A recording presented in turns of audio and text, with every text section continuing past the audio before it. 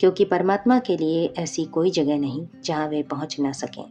जब तक हम अपने आप को पकड़े रहते हैं तब तक परमात्मा हमें नहीं पकड़ते, लेकिन जैसे ही हम परमात्मा के लिए स्वयं को छोड़ देते हैं वहीं परमात्मा हमें थाम लेते हैं।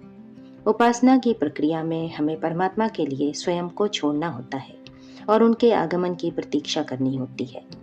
उपासना यानी शांत होकर बैठ जाना, आसन लगाकर स्थिर होकर बैठ जाना, परमात्मा को उनके आगमन के लिए निमंत्रण देकर बैठ जाना। इसमें किसी भी तरह की खींचतान से काम नहीं चलता। हम जितनी आतुरता से उनके आगमन की प्रतीक्षा करते हैं उससे अधिक परमात्मा हमसे मिलने के लिए आतुर होते हैं, लेकिन उनके निवास के लिए हमारे अंदर उपयुक्त स्थान नहीं होता, इसलिए वे स्थिर होकर ठहर नहीं पाते।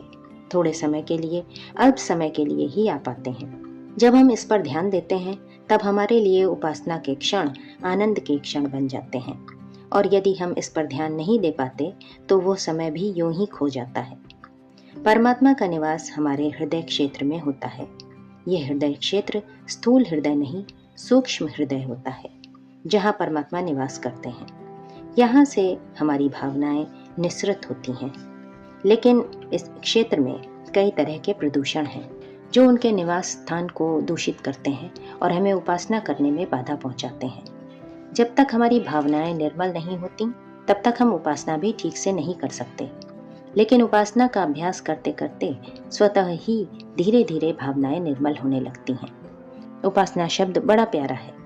जापान में झाझेन का जो अर्थ है वही उपासना का अर्थ है। झाझेन का अर्थ है बैठना और कुछ ना करना।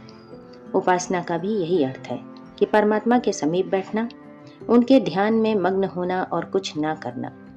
उपासना में स्वतः जो भी हो उसे होने देना चाहिए, उसमें कुछ भी बाधा नहीं पहुंचानी चाहिए, क्योंकि उपासना में जब कुछ नहीं किया जाता तभी उसमें बहुत कुछ ऐसा होता है जो विलक्षण होता है।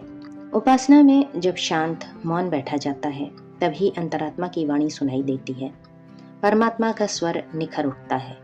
उपासना में जब आंखें बंद होती हैं तभी वे दृश्य उभरते हैं जो खुली आंखों से नहीं देखे जा सकते। उपासना में जब व्यक्ति स्थिर व निर्विचार होता है तभी ऐसे विचार उभरते हैं जो उसकी समस्याओं का समाधान करते हैं। इस तरह से उपासना ही वो माध्यम है जो हमें वास्तव में अंतरात्मा से जोड़ती है, परमात्मा के समीप ले जाती है, आत्मा परमात्मा के बीच के अंतराल को शून्य कर देती है। अतः उपासना वास्तव में हमारे जीवन को योगमय बनाने की पद्धति है, परमात्मा से जुड़ने का साधन है। इसलिए उपासना का अभ्यास हमें अपने दैनिक जीवन में नित्य करना चाहिए।